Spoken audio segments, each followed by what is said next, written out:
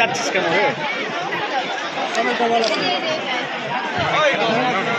গোলমালদা মোকাদেপুর colony Sasthitala পুজো। হ্যাঁ, প্রতিবারই পুজো হয়, হ্যাঁ জোর মেলাও হয়।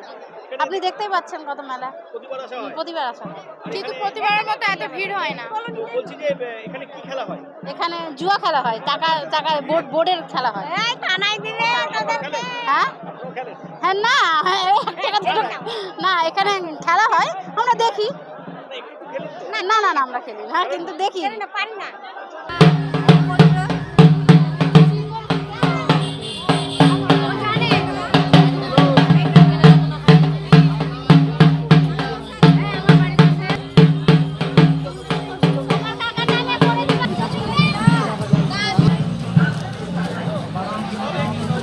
জায়গাটার নাম হচ্ছে মোকাজিপুর ষষ্ঠীতলা।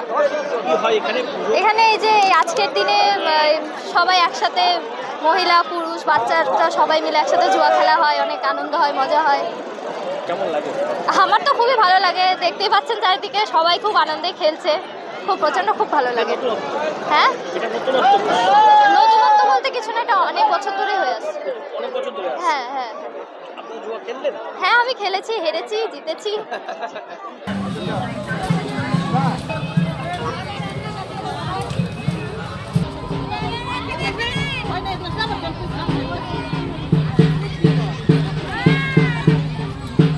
আমি কোচবিহার থেকে এসেছি, এবারই প্রথম। অনেকবার আগে শুনেছি এই মেলার কথা, তো ফার্স্ট টাইম আসলাম এখানে।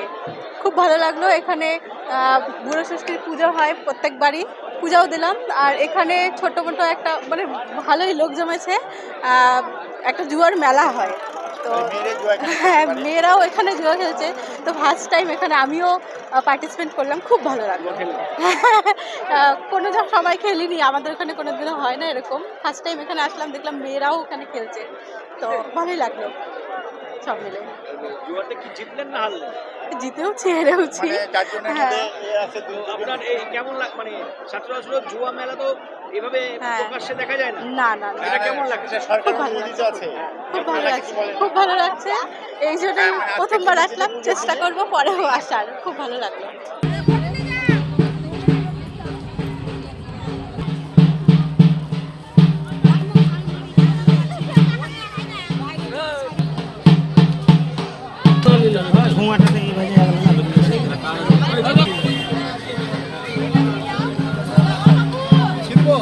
এটাকে জুয়ারি মেলাও বলা হয় এবং এটাকে লেউড়ি মেলাও বলা হয়, যেহেতু এই মেলাতে লেউড়ি পাওয়া যায়।